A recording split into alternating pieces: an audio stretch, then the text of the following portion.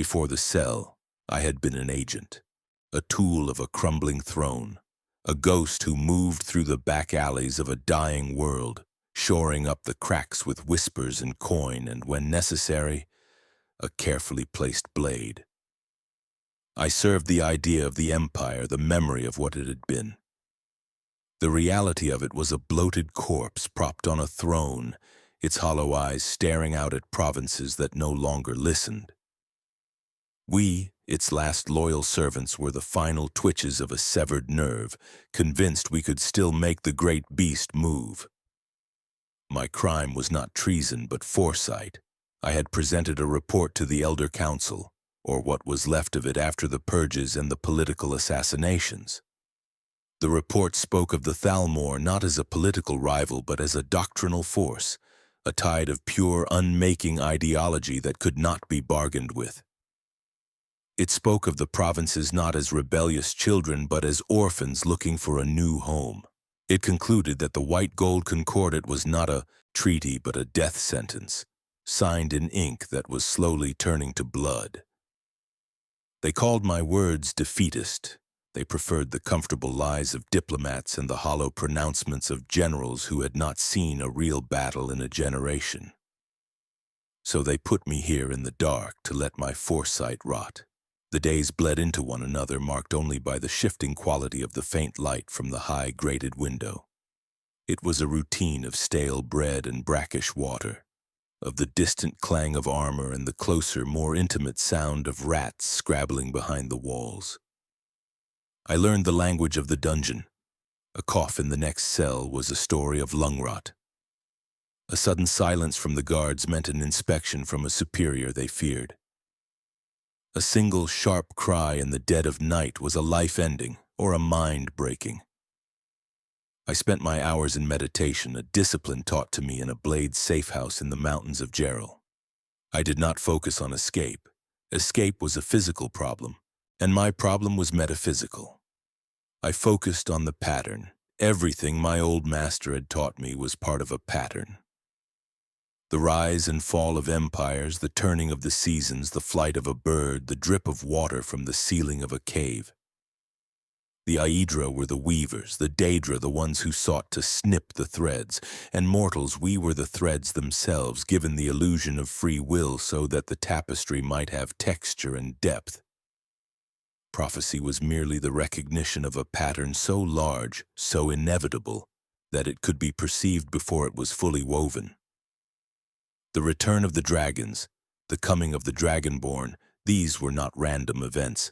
They were the loom shuddering back into motion, a grand design reasserting itself upon a frayed and chaotic world. I clung to that belief as a drowning man clings to a piece of driftwood. It was all I had left. The empire might fail. My life might end in this cell, but the pattern would endure. There was a form of comfort in that.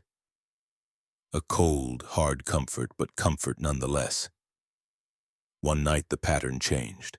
The door to my cell did not scrape open with the usual grating protest of rusted iron. It swung silently, a block of deeper shadow against the gloom. A figure stood there, silhouetted against the faint torchlight of the corridor. He was cloaked and hooded, but I knew him by his posture. Legate Cassian, a man who had built his career on unwavering, unimaginative loyalty. He had been one of the men who arrested me. He did not speak. He simply gestured for me to follow. I rose from my pallet, my joints stiff and cold. My body had grown accustomed to stillness. Moving felt like a betrayal of the quiet despair I had cultivated. We walked through the silent corridors of the prison, our footsteps the only sound. The guards were gone, or asleep, or dead. Cassian did not offer any explanation, and I did not ask for one. Questions were a currency I could no longer afford. He led me not to the Yati, executioner's block, but to a small, windowless chamber deep in the substructure of the white gold tower. A single candle burned on a rough-hewn table, its flame dancing in the still air. An old woman sat at the table, her face a web of wrinkles, her eyes clouded with the white blindness of a moth priest. She did not look up as we entered, her fingers tracing unseen lines on the surface of an elder scroll that lay open before her. The scroll itself seemed to drink the light, its surface a chaotic map of symbols that shifted and writhed at the edge of my vision. To look at it directly was to invite madness. "He is here," Cassian said, his voice a low rasp. The moth priestess nodded slowly. "The pattern requires a witness, not a believer, not a skeptic. Just a pair of eyes to hold the memory." Her voice was like the rustle of dry leaves. "The threads are converging in the north in Skyrim. The dragon is uncoiled and his children have returned to the sky. The last, Dragonborn, is a song being sung, but we do not know the words." I remained silent. This was the language of prophecy, of the grand design I had meditated upon for months. Yet hearing it spoken aloud felt thin. The words were too grand for this small, damp room. "The council is blind," Cassian continued, his tone laced with a bitterness I had never heard from him before. "They see the civil war in Skyrim as a political matter. They see the dragons as a provincial nuisance. They cannot or will not see the shape of the coming storm. But some of us do. Some of us who remember the old oaths." He looked at me then, his eyes hard in the candlelight. "You see it. Your report was not defeatist, it was true. And truth is a poison the Empire can no longer stomach." "What do you want from me?" I asked. My voice was rough from disuse. "We want you to go to Skyrim," the old woman said, her blind eyes seeming to fix on a point just past my shoulder. "Find this, Dragonborn. Verify the prophecies. The Elder Scroll shows a figure of immense power, a nexus of fate. But the image is fractured, unclear, like looking at a reflection in a broken mirror." She paused, her hand hovering over the scroll. "There is a dissonance in the song, a chord of profound wrongness. We need you to be our eyes, to tell us what you see." "And if I refuse?" Cassian stepped forward. "Then you will return to your cell, and in a week a formal execution order will be signed. Your name will be Kalen Varys again for a few moments before it is erased forever. This is not a request. It is the only path left for you that does not end in a forgotten grave." So my fate was decided. I was to be exchanged from one prison for another. From a cell of stone to a province of ice and snow, chasing a ghost from a storybook. I was to be the witness. I thought of my old master and his talk of patterns. Perhaps this was my thread being pulled taut by the weavers, or perhaps it was just the last, desperate gamble of a dying regime. In the end, it did not matter. The choice was an illusion. They gave me back my gear, not the ornate armor of a blade, but the simple functional leather and steel of a traveler. A sword, a dagger, a bow, and a purse of coin that felt impossibly heavy after so long with nothing. They led me through secret passages, tunnels that honeycombed the earth beneath the Imperial city, their walls slick with moisture and smelling of deep earth and secrets. We emerged into a moonless night, the air cold and sharp in my lungs. The city behind me was a collection of sleeping shadows, its grandeur a memory. Before me lay the road north. "Find the truth, Varys," Cassian said, his face hidden in the darkness of his hood. "Whatever it may be." He turned and melted back into the shadows, leaving me alone with the silence and the stars. I looked north toward the jagged peaks of the mountains that walled off Skyrim from the rest of Tamriel. A witness, that was my purpose, to see and to remember. I did not know then that some truths once seen could break the mind that holds them. I put my hand on the hilt of my sword, the worn leather of the grip a familiar comfort. Then I began to walk. The journey north was a lesson in decay. The gold road was no longer golden, but a ribbon of mud and cracked cobblestones plagued by bandits who wore the tattered remnants of Legion armor. The wayside inns were either shuttered and abandoned or filled with suspicious locals who looked upon my cyrodiilic features with open hostility.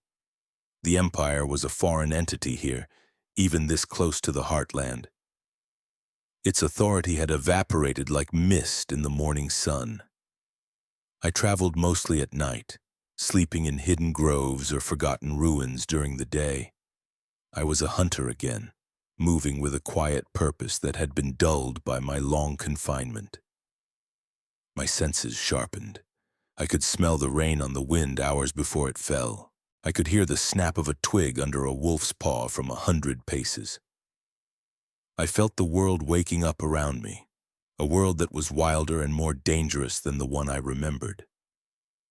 The veneer of civilization was cracking, and the old primal forces were stirring beneath. As I crossed the border into Skyrim, the very air changed. It grew colder, sharper, filled with the scent of pine and stone and something else, something ancient and powerful. The mountains loomed over me, their peaks wreathed in cloud, their slopes dark with forests that had never known an axe. This was a land that did not care for empires or prophecies. It was old and patient, and it endured. The people were like the land itself, hard, unforgiving, and deeply suspicious of outsiders. The Civil War had carved deep wounds into the province. Every town, every village was a flicker of light in a vast darkness, and every stranger was a potential threat. Banners of the Stormcloaks, the blue bear of Windhelm, hung from many walls, a stark and simple symbol of defiance. The Imperial dragon was a rarer sight, and where it did fly, it seemed tired and faded. I listened for rumors of the Dragonborn in taverns that reeked of stale mead and wood smoke. The stories were everywhere, but they were contradictory, fragmented like tales of a god. Some said the Dragonborn was a Nord, a true son of Skyrim, his voice a weapon that could tear a man apart. Others claimed he was an elf, a creature of magic and shadow. One old man swore he had seen the Dragonborn as a hulking orc, clad in black armor and wreathed in flame. A barmaid told me in a hushed whisper that the Dragonborn was a woman, a shield maiden with eyes the color of the winter sky. The hero had 1,000 faces. He was everything to everyone. A savior, a demon, a political pawn, a myth. He had slain a dragon at the western watchtower of Whiterun. He had absorbed its soul. He had been summoned by the Greybeards to the monastery at High Hrothgar. These facts seemed consistent, the bedrock upon which the mountain of rumor was built. But the details, the person at the center of the storm, remained a ghost. I made my way to Whiterun, a city built around a towering rock in the center of a vast, wind-swept plain. Here the war felt like a distant storm. The Jarl, Balgruuf the Greater, played a careful game of neutrality, and the city felt like a brief respite from the madness that was consuming the land. I spoke to the guards who had been at the watchtower. Their accounts were fervent, filled with the awe of men who had witnessed a miracle. They described the battle, the terrifying roar of the dragon, the strange, powerful shout of the hero that had brought it crashing to the earth. But when I asked them to describe the hero, their stories diverged again. One said he was tall and fair-haired. Another swore he was a dark-skinned Redguard. A third remembered only the light, the blinding power as the dragon's soul was torn from its body.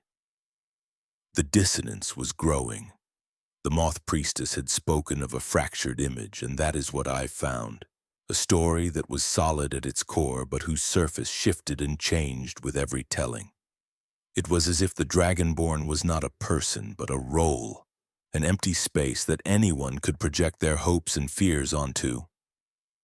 My investigation led me deeper into the wild heart of Skyrim. I followed rumors to ancient barrows where the Draugr, the unquiet dead, stirred in their tombs. I felt the air crackle with a primal magic that had seeped into the very stones of the land. I saw a dragon, a great bronze beast, circling high above a frozen lake. It was not a creature of myth. It was real, a thing of scales and fire and terrible ancient intelligence. Its roar echoed across the mountains, a sound that bypassed the ears and settled deep in the bones, a sound of absolute power and dominion. The sight of it filled me with a primal fear I had not felt since I was a child. The stories were true. The world had changed. I spoke with a scholar in the College of Winterhold, a crumbling edifice clinging to the edge of a cliff above the Sea of Ghosts. His name was Valerius, an Imperial mage who had dedicated his life to the study of prophecy. He was a small, anxious man, his robes dusted with the residue of failed experiments. "The prophecies of the Dragonborn are notoriously fluid," he explained, his fingers drumming nervously on a stack of crumbling books. "They do not describe a single fixed destiny. They describe a potential, an eventuality. The Elder Scrolls, as you know, do not tell the future. They tell all possible futures. The Dragonborn is a focal point, a point where many of these possibilities converge." "So the person could be anyone?" I asked. "In theory," he said, pushing his spectacles up his nose. "But the power is real. The ability to absorb the soul of a dragon, to learn their language, their thuum, that is not a common gift. It is a direct blessing from Akatosh himself, or a curse, depending on your perspective. Such power reshapes the one who wields it. It must." He told me of a place, a remote valley in the foothills of the Druidoc Mountains near the border with High Rock. A place where a convergence of magical energies had been detected. Travelers spoke of strange lights in the sky, of a feeling of profound peace or profound dread that permeated the entire region. Some of the more esoteric texts Valerius possessed hinted that such a place might be a nexus, a point where the veil between worlds was thin, where a figure like the Dragonborn might seek to understand their newfound power. It was a slim lead based on magical theory and folklore, but it was the only lead I had that felt different from the tavern gossip. It pointed not to a battle or a political meeting, but to a place of quiet power. It felt closer to the heart of the mystery. I left the college and turned west into the vast, empty wilderness of the Reach. This was a place of jagged cliffs and deep, shadowed valleys, home to the Forsworn, the wild tribes who claimed this land as their own, and fought both the Empire and the Stormcloaks with equal ferocity. It was a land of blood and old gods. The journey took weeks. I moved like a ghost, avoiding the main roads, living off the land.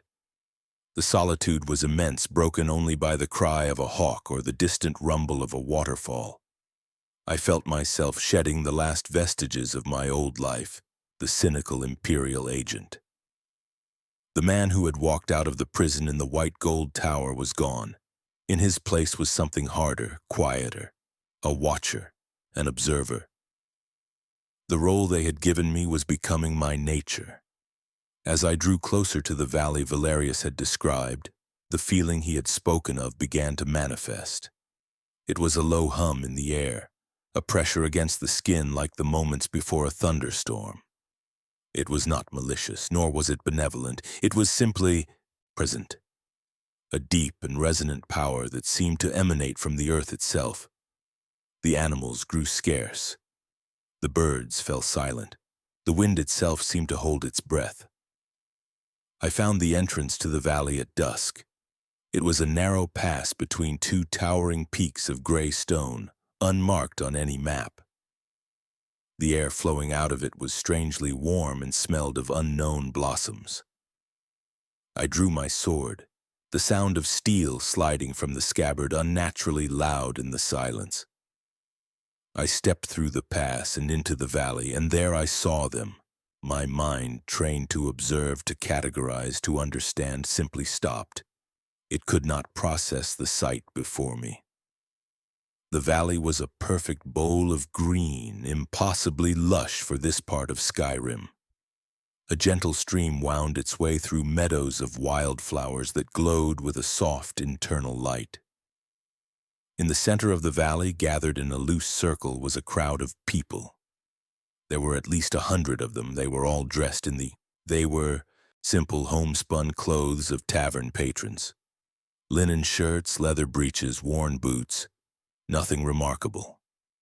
But that was not what broke my mind.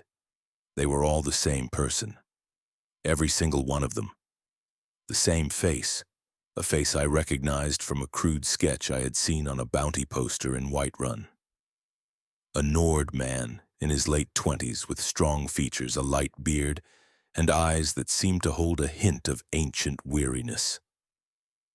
The hero's face, the Dragonborn, 100 of them. They were not an army. They were not performing a ritual. Some were sitting on the grass, talking quietly amongst themselves. Some were skipping stones across the stream. One was leaning against a tree, playing a simple, haunting melody on a wooden flute.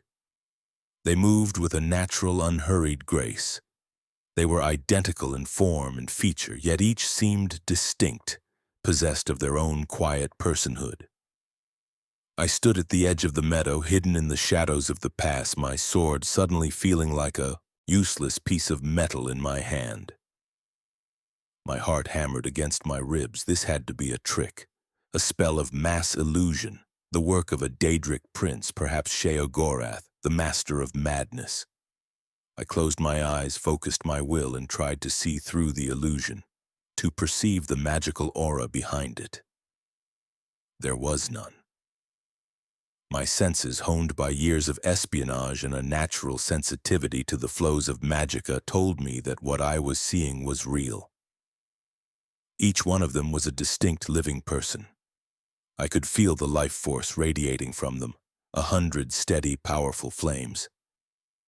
This was not an illusion. This was an impossibility. One of them, who had been standing near the center of the group, turned and looked directly at me. He did not seem surprised or alarmed. His expression was one of calm, patient understanding. He raised a hand, not in threat, but in greeting. And then he began to speak. His voice was not loud, but it carried across the meadow, clear and resonant, echoing slightly in the unnatural stillness of the valley. It was the voice I had heard described in the taverns, a voice that held an undercurrent of immense power, held carefully in check. But then, as he spoke, the others joined him. Not in a chorus, but in a perfect, seamless unison. 100 voices speaking as one, yet with the texture and inflection of a single man. "You have come seeking one," the voice said. It was a statement, not a question. "The hero, the savior, the Dovahkiin. You seek the single thread that will mend the tapestry. You believe in the singular destiny, the one great man who will turn the tide." I did not move. I could not. I was transfixed, a fly caught in amber. "Look at us," the voice continued, and the 100 figures gestured to themselves, a wave of identical placid motion. "We are the hero you seek. All of us, and none of us. The world has a fever. It dreams of a savior to cure its sickness. So it creates one, and when the fever is great, it creates many." The men took a step forward. Their collective gaze was not unkind. It was profoundly, deeply sad. "You believe prophecy is a map," the voice said. "A set of instructions written by the gods. You are wrong. Prophecy is a wound. A flaw in the fabric of creation where reality becomes thin and belief can pour through. The belief of millions of souls crying out for a hero has more power than any god. It pools in the wound, and it takes a shape. The shape of a man, the shape of a story." My mind reeled. This was not the speech of a hero preparing for battle. It was a philosophical lecture, a deconstruction of the very idea of heroism. It was calm, reasoned, and it was cutting away the foundations of my world. "They call us Dragonborn," the voice went on, 100 heads nodding in slow agreement. "And we are. We have slain the dragon. We have absorbed its soul. We have climbed the steps of High Hrothgar, each of us in our own time, in our own version of the story. The pattern is not a single line. It is a braid of 1,000 threads, all leading to the same place. And when the threads are pulled tight, they bleed into one another. One of them stepped away from the group, walking toward the stream. He knelt, picked up a flat stone, and with a flick of his wrist sent it skipping across the water. It bounced 7 times before sinking. A perfect, simple, mundane action.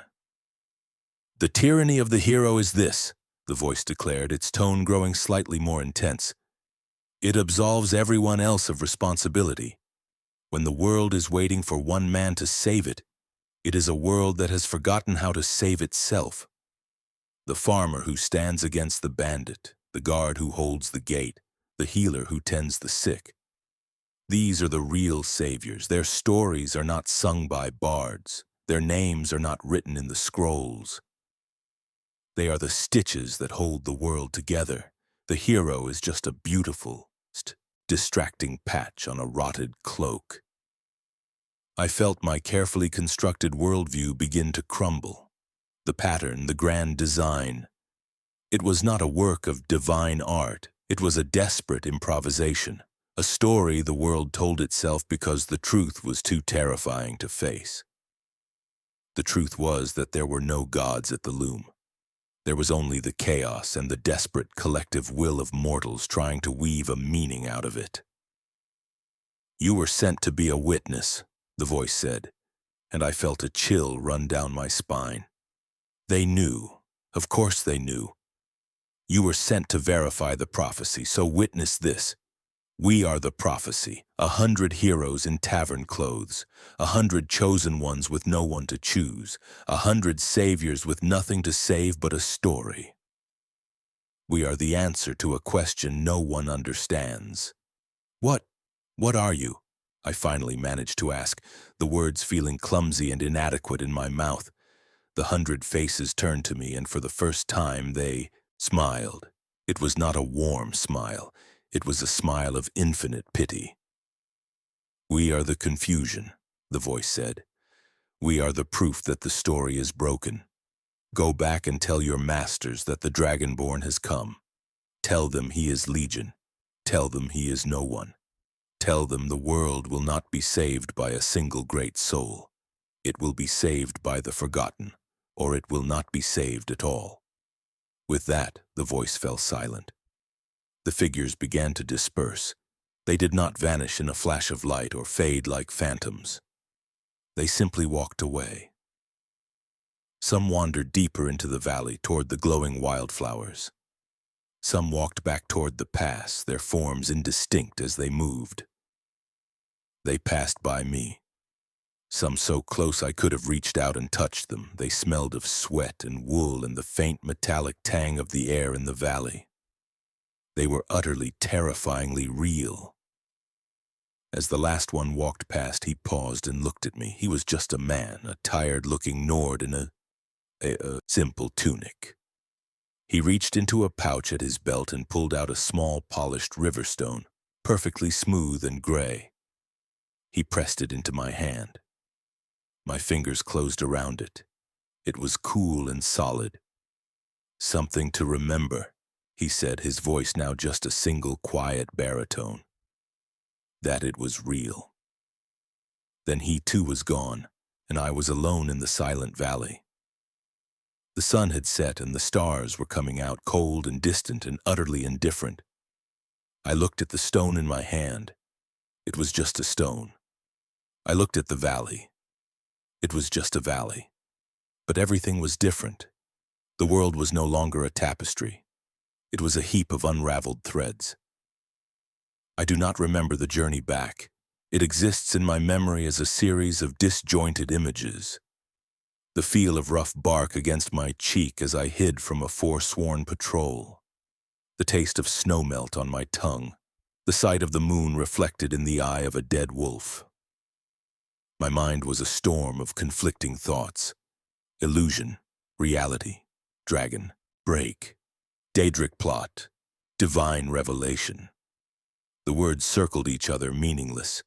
The only thing that felt real was the smooth, hard weight of the stone in my pocket. When I finally reached the hidden Imperial outpost near the Cyrodiil border, I was a changed man. The certainty that had been my shield, my armor, was gone. I was hollowed out. I gave my report to the commander, a grim-faced Penitus Oculatus officer. I told him what I had seen. I described the valley, the 100 identical men, the speech they had given in unison. I spoke in a flat, emotionless voice, the voice of a man reciting a list of goods.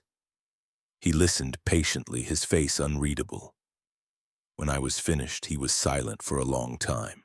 Then he sighed, a sound of profound weariness. "Varus," he said, his voice gentle, as if speaking to a frightened child. "You have been through a great ordeal.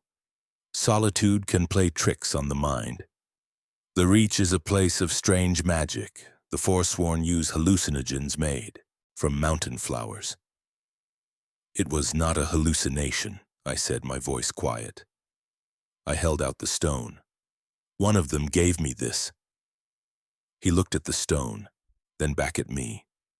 He saw the truth in my eyes, and I think it frightened him. He saw a man whose sanity had been stripped away, not by madness, but by a truth too large to bear. "Your report will be filed," he said, his tone becoming formal, distant. "You are relieved of your duties. You are free to go." Free. The word had no meaning. I had been sent to find a hero who could save the Empire, and I had found 100 philosophers who told me that nothing could be saved in that way.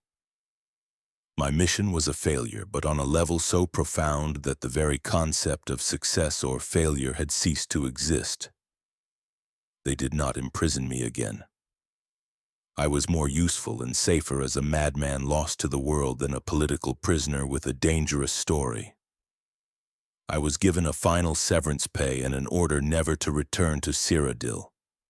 I was an exile, a witness with no one to witness for. I did not go back to the world of men, not at first. I went into the mountains, living in the shell of my training as a blade. I hunted, I foraged, I watched the seasons turn. I tried to make sense of what I had seen. The speech of the 100 echoed in my mind. Prophecy is a wound, the tyranny of the hero. The world will not be saved by a single great soul.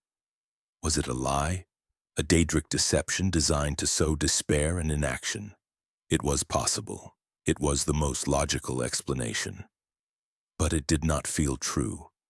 The feeling in that valley, the profound sadness in their collective eyes, the simple, solid reality of the stone in my hand. It felt like a truth deeper than logic. Slowly, I began to drift back into the world. I became a wanderer, a nameless traveler on the roads of Skyrim. I kept my head down, my sword sheathed. I listened, and I watched. And I began to see the world not as the grand tapestry of my old master, but through the lens of the 100. I saw a farmer in Rorikstead share his last loaf of bread with a refugee from the war. I saw a blacksmith in Falkreath work through the night to forge a new plow for a neighbor whose old one had broken, asking for no payment. I saw a young apprentice in the College of Winterhold spend an hour patiently explaining a simple warding spell to a terrified child who was plagued by nightmares. These were the stitches, the small anonymous acts of grace that held the fabric of the world together while the kings and the jarls and the heroes tore it apart with their grand ambitions. I heard stories of the Dragonborn, of course, the singular hero. He had defeated Alduin. He had ended the Civil War. He had slain vampires and cultists. The stories were grand and glorious, and the bards sang them in every tavern. But they felt hollow to me now. They were the beautiful patch on the rotted cloak, and I knew with a certainty that chilled me to my core that the cloak was still rotting underneath. The Empire did not recover. The Thalmor grew stronger. The dragons were gone, but the deep sickness of the world remained. The hero had won the great battle, but the war, the quiet, slow, grinding war for the soul of the world, was being lost every day in 1,000 small ways. I never spoke of what I saw in the valley. To whom could I speak, and what would I say? That our concept of fate was a child's story? That our gods were just the echoes of our own desperate wishes? That the hero we all prayed for was a symptom of our disease, not its cure? These were not truths that people wanted to hear. They wanted the song, the story, the single thread to follow through the dark. My name is Kalen Varos. I was once an agent of the Empire, a blade, a prisoner, a witness. Now I am none of those things. I am simply a man who carries a smooth gray stone in his pocket. I watch the world turn, and I remember the speech of 100 men who were one. I have lost my faith in emperors and gods and heroes, but sometimes when I see a stranger offer a hand to another, when I see a moment of quiet compassion in the face of the overwhelming dark, I find a different kind of faith, a smaller, harder, more difficult faith. It is the belief in the stitches, in the anonymous, the forgotten, the mundane saviors. They are the ones who are truly holding back the tide. And I, the silent witness, am the only one who knows that the greatest heroes of this age were 100 men in tavern clothes who taught me that heroes do not exist. My self is fragmented, a mosaic of the loyal agent I was and the hollowed observer I have become. But in that fragmentation there is a strange kind of clarity. The grand pattern is a lie, but the individual threads, the threads are real. And that, perhaps, is enough.